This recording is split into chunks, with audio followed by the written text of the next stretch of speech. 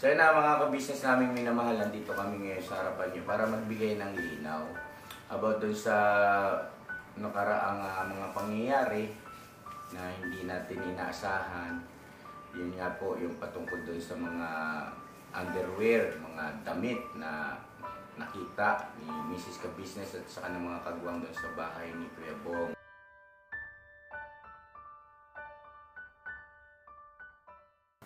Ano yan, Ma?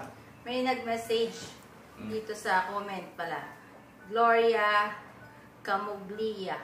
Ay, shoutout po, ma'am. Shoutout po sa inyo, Ma'am Gloria Camuglia. Sabi niya po. Ito Bong, oh. Eh, nakikita mo yung sulat na yan, Bong. Ito, sulat. Di naman ako marunong magbasa, te. Sige, babasahin ko sa'yo. Hi, Bong. I salute you for having a good heart to the needy. Thank you, Mr. and Mrs. Ka-business, for supporting Bong with his mission for the dumagas and children in the Bahay Ampunan. Meron pa isa yan. Meron pa isa yan. Naintindihan mo yung kay Bong? Ampunan, siyempre yung nagtutulungan. Ayun. Meron pa isa yung mga bata, matutunda. Yan lang. Maraming salamat din sa inyong share at ganoon din sa share ng kagwangs at lalong na live ang spirit of pagkakawang gawa ninyong lahat. Pagpalain kayong lahat ng Panginoong Ama sa kabutihan ng inyong mga puso sa mahihirap at nangangailangan.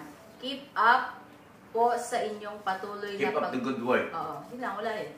Keep up po sa inyong patuloy na pagtulong. Hats off. Hats off. Uy, wala siyang hats. Hats off ako sa inyong lahat. God bless all you. To all of you at ganoon din kay Papa Dins. Thank you so much po, Ma'am Gloria Camuglia. Ma'am Gloria Camuglia. Thank you so much po at sa lahat ng mga ka-business natin all over the world. Luzon, Visayas, Mindanao, mga Bisayan, Dako, mga Ilocano, tanan, mga Ilonggo, mga Kapampangan, Kenny, mga Bicolano, lahat na, tanan. Lahat po. Ayun. So yun na mga ka-business namin minamahal, nandito kami ngayon sa harapan nyo para magbigay ng linaw about dun sa nakaraang mga pangyayari na hindi natin inaasahan. Yun nga po yung patungkol doon sa mga underwear, mga damit na nakita ni Mrs. Ka-business at saka ng mga kagwang doon sa bahay ni Kuya Bong. So, ngayon, ako bilang tatay ni Marily ay aminado ako na siyempre naging questionable sa amin talaga yon ng buong pamilya. At napansin nyo naman, di ba, yung aktwasyon ni Papa Dins at saka si Dave yata hindi nahagip. Pero andoon yung andoon yung, alam mo yun, bugso ng damdamin dahil nga doon sa pangyayari. Maging yung mga kagwang, si Tito Paeng, si Bugi-Bugi, dahil Juhin. At siyempre, alarming mga ka-business. Pero sabi ko nga, kung lahat ng tao rito sa bahay sa pagkakataon na yun ay ganun ang magiging damdamin, ibig sabihin nahahayaan ko bilang nangunguna na ganun yung kanilang damdamin, ay kawawa naman si Bong, di po ba? Kasi ganito po, bilang nangunguna, ang sa akin kasi ganito, hindi naman ibig sabihin na tinotolerate, hindi ibig sabihin na kinukonsinti. Bagkus ay andun yung aming puso na hanapan ng lunas. Ano po mga ka-business. At si Marily o si Budang, aming bunso, ay gusto kong ipagbigay sa inyo na ang kanyang kurso sa ngayon po ay psychology. No? So nakausap na namin siya patungkol sa bagay na yun at naibigay niya yung kanyang paliwanag. At syempre pinag-aralan niya yan eh. Yun ang kanyang kurso at malapit na siyang gumraduate, Mrs. Ka-business. Opo, 1 year na lang. 1 year na lang. So, ibig sabihin, andun na siya sa mga pagpapractice ng mga ganitong sitwasyon ng mga kababayan natin na kagaya ni Bong, si Jonathan, at iba pa na merong mga behavior o pag-uugali na hindi nakikita madalas sa mga katulad natin. Ano po, mga ka-business. Ngayon, anong ibig kong sabihin? Si Budang ay nakita naman doon sa video, di ba? Nagulat talaga siya. At andun yung pag-aalala, andun yung takot, pangamba. Kanya lang, nangibabaw kasi sa kanya yung kanyang pinag-aralan, mga ka-business. Unang-una, higit siya ang nakakaintindi at nakakaunawa sa ganong klase na mga behavior. No? At hindi marapat, mga ka-business, na para bagang tutuldukan na natin ang lahat para kay Kuya Bong dahil sa ganoong pangyayari. Wala ba tayong sapat na pangunawa, pag-iisip? Tumutulong nga tayo eh, di ba? Tayo nga ang tumutulong. Paano tayo makakatulong kung halimbawa papairali natin yung damdamin natin na para bagang yung mga ganoong sitwasyon ay hindi na natin maintindihan at mahanapan ng solusyon. Ang sa amin dito, klaro, mga ka-business, na yung pangyayaring yon ay mas lalong nagbukas ng aming unawa at nagbigay din sa amin syempre ng babala para lalo pang maingatan yung mga dapat maingatan dito sa ka-business family.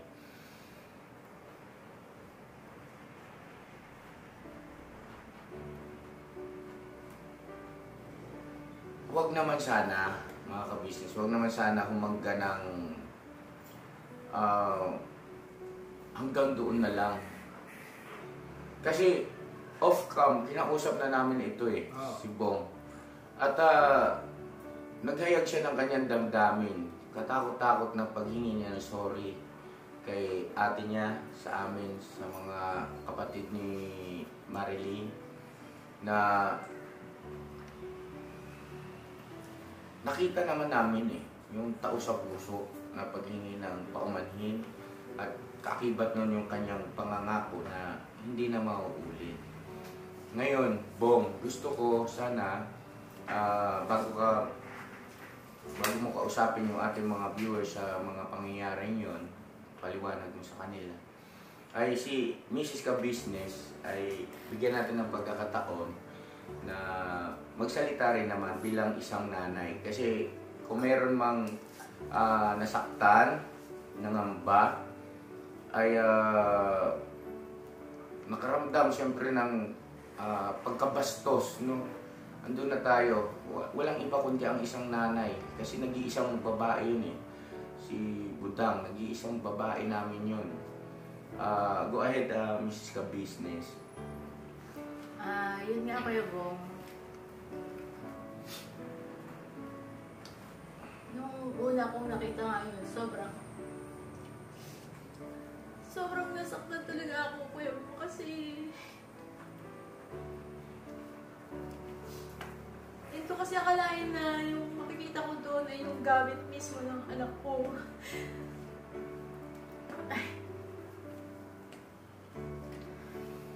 Kasi andun yung tiwala namin sa iyo.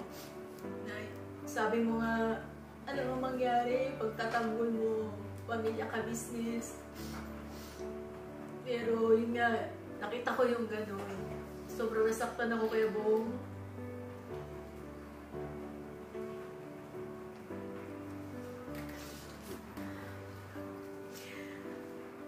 Tapos naririnig ko pa sabihin ng ibang tao na tinanim namin yun. Hindi gagawin ng isang nanay na yung gamit ng anak ko, yun pa yung bibigay nung itatanim namin yung sa gamit ni Kuya Bong. Sana naman, bigyan naman ng respeto yung anak ko. Kasi hindi ko gagawin yun para lang sa kabibis namin. May respeto ako sa anak ko. Hindi ko gagawin yun na magtatatanim pa ng ganun. At wala po sa bokabularyo namin yon, mga ka-business. Wala sa aming...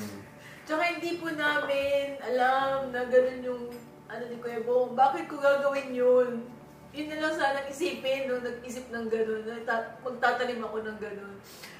hindi namin alam kung anong pagkatao ni Kuya Bong sa ganung bagay. Kasi nga may tiwala nga kami kay Kuya Bong. At hindi namin iisip ni minsan na gagawin ni Kuya Bong sa amin yun. Kaya kung sino man nag-isip nun, bahala na doon sa'yo. Yun lang ang masasabi ko. Ngayon, nung nakita ni Budang yun, nagulat nga siya, akin yan.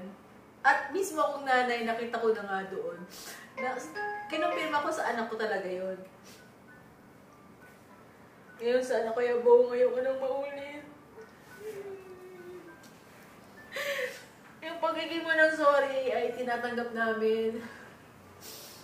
Sana Kuya Bong, huwag na maulit yun na. Kahit kanino, kahit saan. Pote.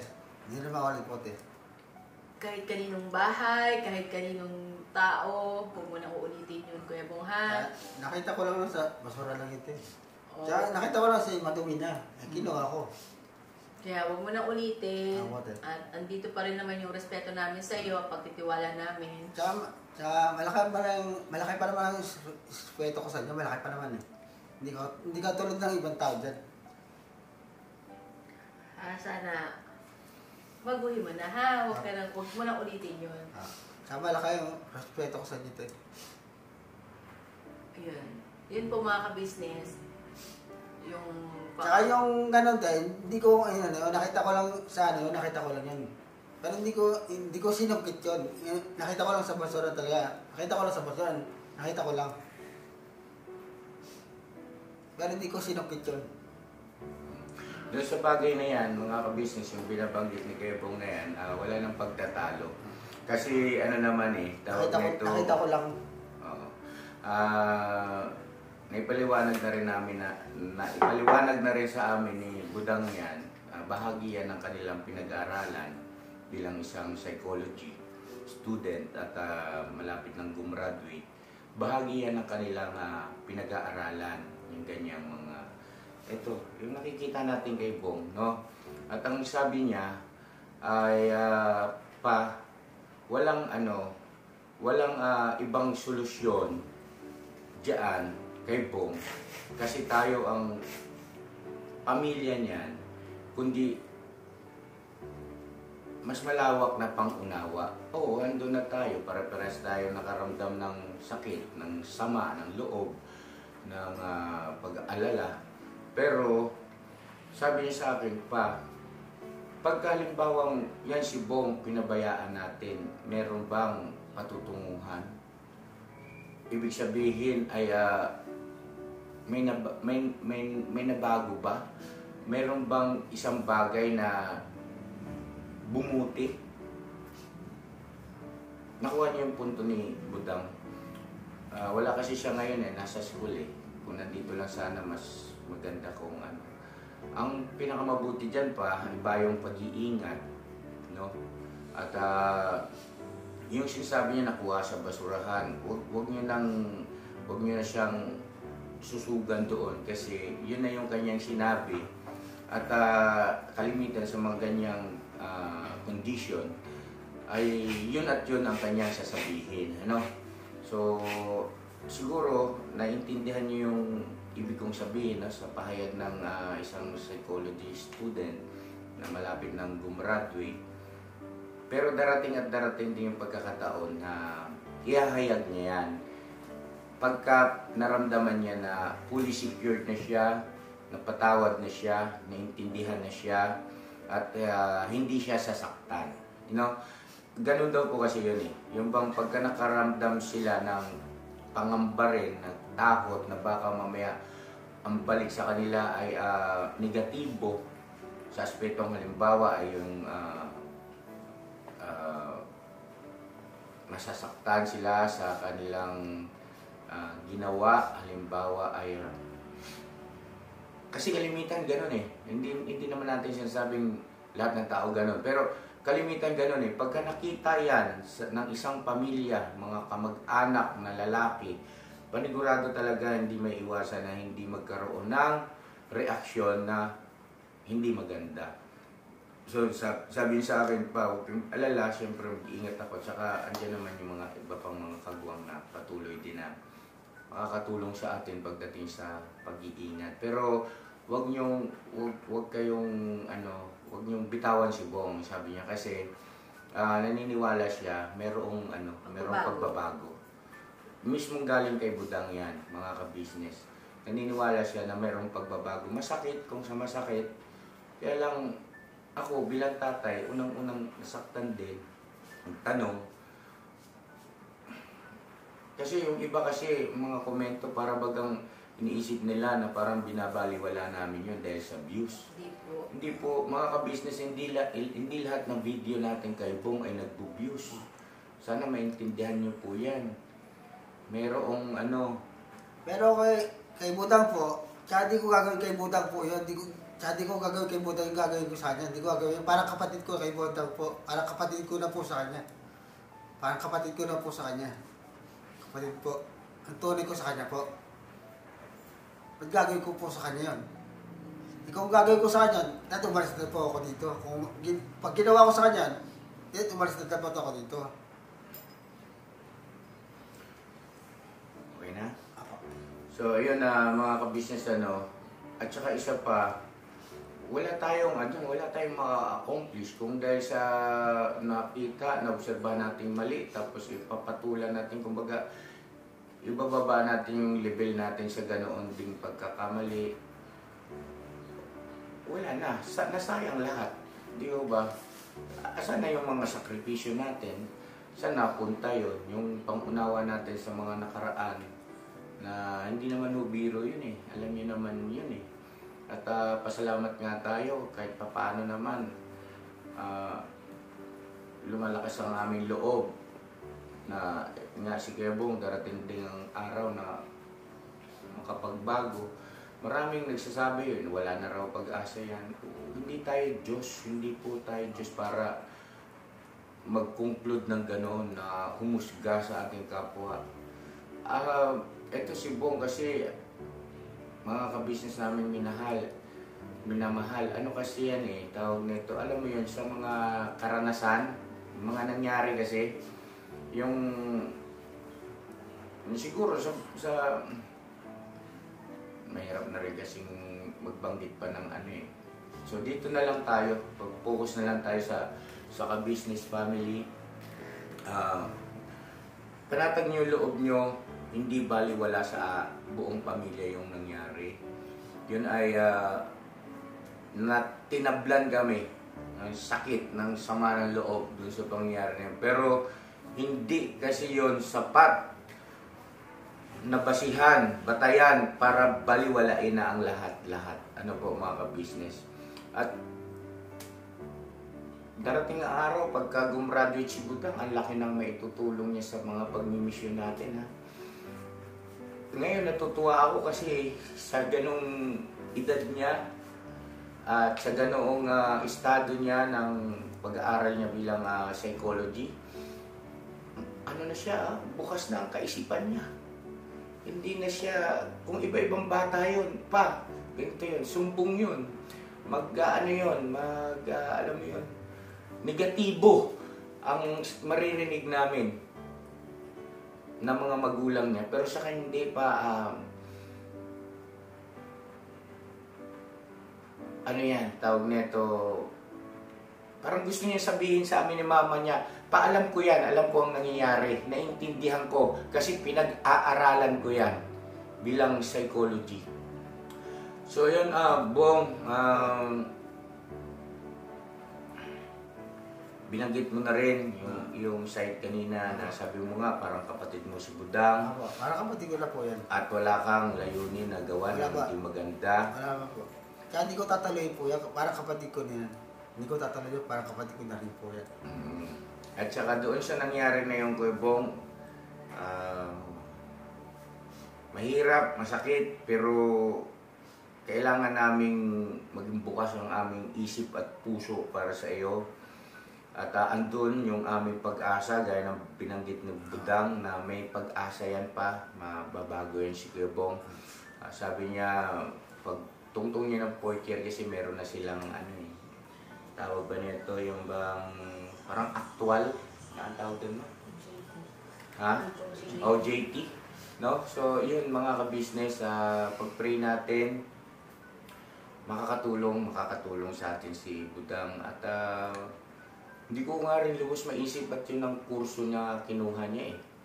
Dahil sa alam ko, ang gusto niya dati ay sa management ba yun?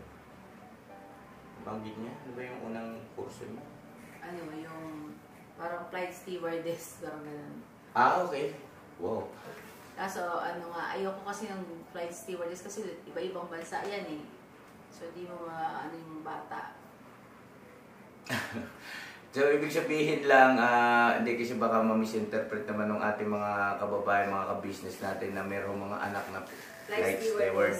Oo, stewardess. Hindi kasi talaga ako sanay po na yung mga anak ko ay malayo. Hindi talaga. Kami. Kahit ano nga, Papa Dins, nung nagpunta ng Baguio, para akong na-homesick din agad.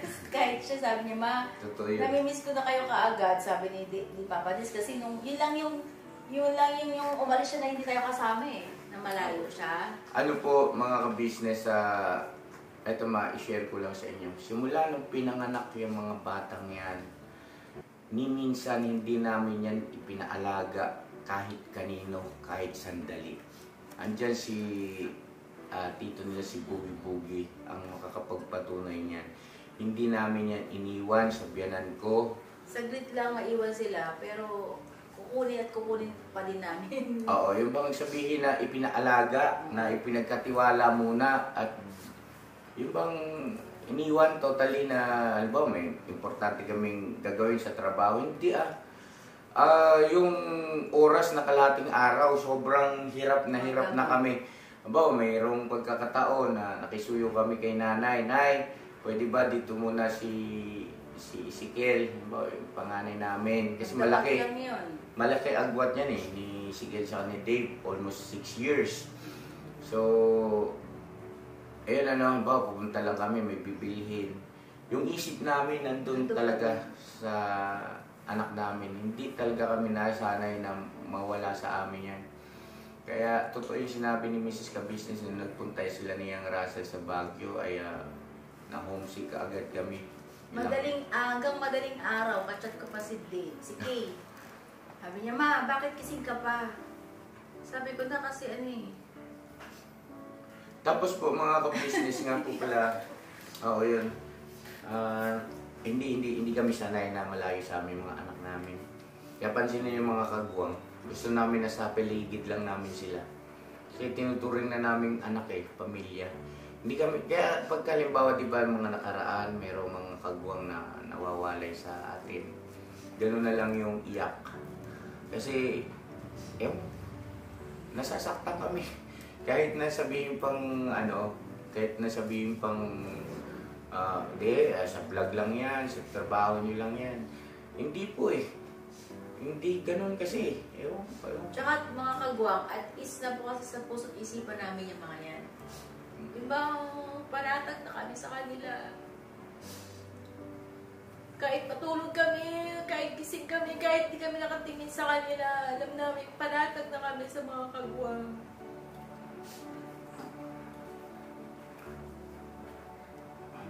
Kaya mahirap po yung sinasabi ko sa kanila, sana hanggang kamatayan, tayo pa din. Walang iwanan hanggang dulo. Kaya yung sasabihin ng ibang tao na mga kagwang, yung maliitin po mga kagwang kasi yung sakripisyo nila sa amin. Hindi basta-basta gano'n lang na mapapalitan lang ng kung sino pa man.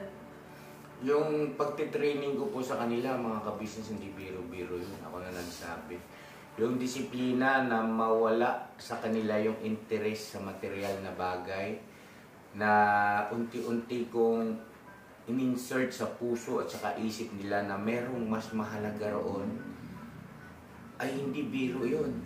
Sa party ko na pag-training sa kanila na ang pera pala, ang material na bagay pala, ay hindi yan ang pinakalundo o pinakabatayan para ikaw ay maging mahusay, mabuti na tao, no? At hindi ang pagkakaroon ng maraming mga tinatangkilik ang batayan para ikaw ay masasabing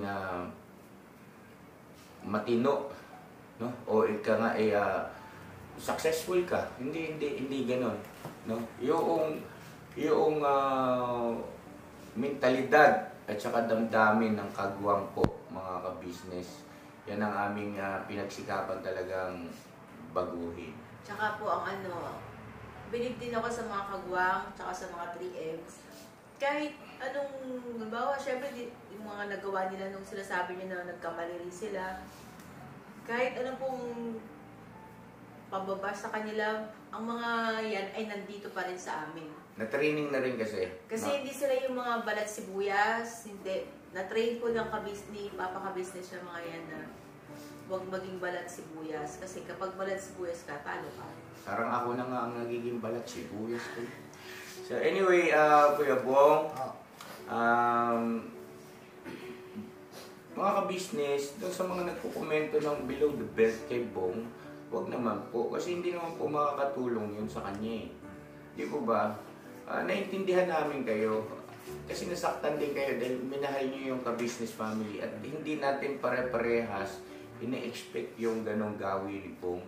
Pero baka pwedeng maglambing, baka pwedeng makisuyo na tama na muna kasi psychology student at malapit ng gumraduate si Budang. So alam niyo yung ibig ko sabihin, no? Siya ang higit na nakakaalam, nakakaintindi, nakakatantya na magganito. Ano po mga ka-business? At malaki ang kanyang paniniwala na mayroong pagbabago. Pagbabago. Masakit nga lang, kailangan natin tanggapin. At Bong, ina-accept namin ha, yung paghingi ng tawad. Sorry po sa inyo lahat po. Hindi na maulit po sa inyo lahat po. Sorry po, hindi maulit po. At hindi ibig sabihin nun, nabawasan yung aming pagtingin sa iyo, pagmamahal, hindi ha? Hindi naman po. Tsaka malaki naman ang tiwala ko sa inyo po. Malaki naman. Kaya nagsasorry po ako sa inyo lahat po. Ayun, mga ka-business, sana naging malinaw na po ang lahat at payapa na yung ating damdamin. Huwag kayong mag-alala, dito tulong-tulong kami, araw-araw, tulong-tulong kami. Yung mga paalala niyong pag-iingat, hindi namin makakalimutan yan. Nakatanim na rito yun, tsaka dito. At maging yung mga M's, mga kagwangs, ay nagkausap-usap na kami tungkol sa bagay na yan. Panatag nyo na loob nyo, mga ka-business, para tuloy-tuloy yung ating gagawin mga pagtulong sa ating mga kababayan. At yun nga, salamat, naging successful yung ating ginawang pagtulong sa mga kababayan natin mga tumagat. At isusunod naman ako kay Bong sa Bayang Punan. Apo. Are you ready? Apo. Lunes po kayo, di ba? Lunes, tama, Lunes. Sa Lunes po ang schedule natin doon at hindi pa rin magbabago po yun. Hindi rin magbabago po yun. Hindi magbabago po yun. Diretso rin po yun. hindi magbabago po yung iyong pasya. Hindi po magbabago talaga. Mahirap na yung masira po. Kasi nag-aantay yun sila. Yung iba kasi rin mga subscriber. Mahirap na maano. Mahirap na masiraan. Tsaka tama yun. Kung ano yung binigkas binitaw ng bibig. Mahirap na masiraan. Kung ano yung sinabi natin. Karaan tupad na rin. Tupad. Tuparin. Tama.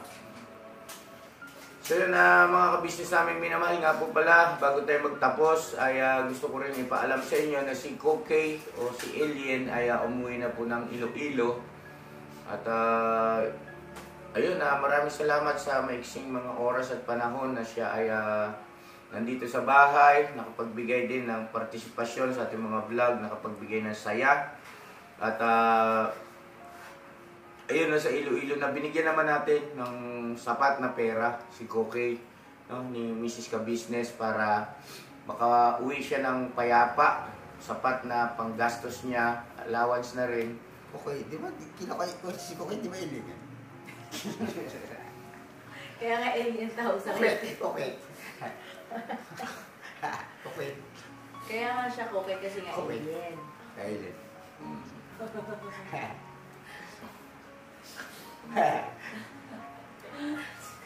Ate naman.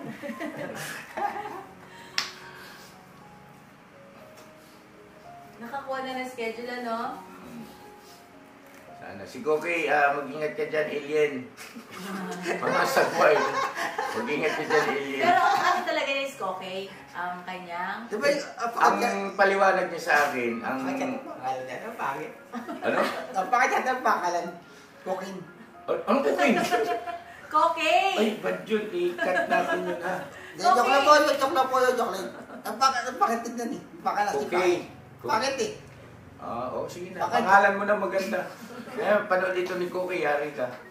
Cookie, si Bong, Nagkamit ba kayo ni Koke? Meet ka, ano kayo ni Cookie? Nag-meet kayo? Nagkakilala kayo? Yung nangiram ako sa kanya. Ayaw ka pala! Nabiktima pala din Ito, buti na alala. Nangiram ako sa kanya. Mga ka-business ganito, pumunta pala ito si Bong dito sa bahay. At Nangiram. ang sabi ng mga tao rito, andito si Bong na. Sabi ko, asan na? Andiyan lang yun eh. Tapos ngayon, nakita ko siya dito. Sabi ko, Bong, nandito pa si Cookie. Bagong dating pa lang. Unang araw na nandito si Cookie. Siguro mga ilang oras pa lang. Tapos ngayon, sabi ko, Bong, bakit? Ano kuya, tawag nito? May sabihin sana kay ate. Sabi ko, ano yun? Babalik ka. Tapos, wrong timing yata. Sabi niya nga, wrong timing. Tapos sabi ko, hindi kausapin mo. Tapos nawala sa paningin ko, yung pala si Cookie ang nadali. Initangan ng 2,000. Nabihira.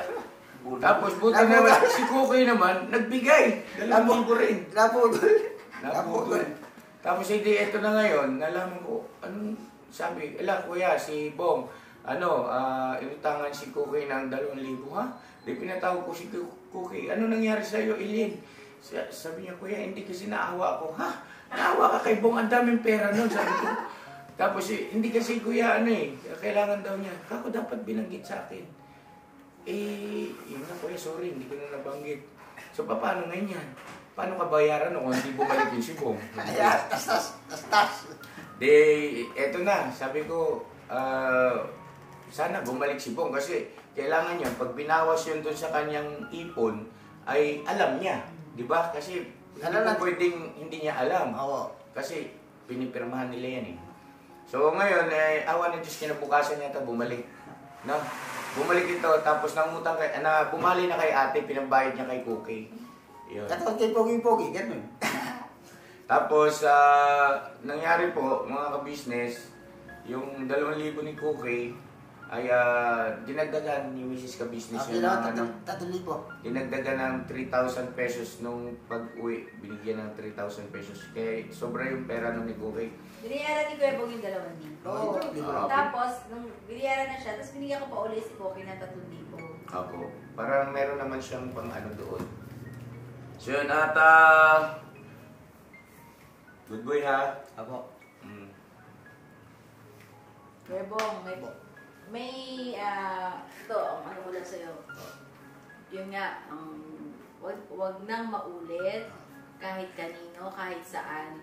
Wag nang maulit, Kuya Bong, ha? Apo. At kami ay umaasa na may pagbabago. Apo naman, meron naman po. Tsaka yung sinabi ko sa'yo ng nakaraan, pwedeng mag-imit siya ng buhay mo nun. Oo. Pagka ibang pamilya, nagawa mo nun at hindi ka maintindihan, Kuya Bong, Apo. may karapatan pati silang ipakulong ka. Oo. Nasa batas yun. Yun.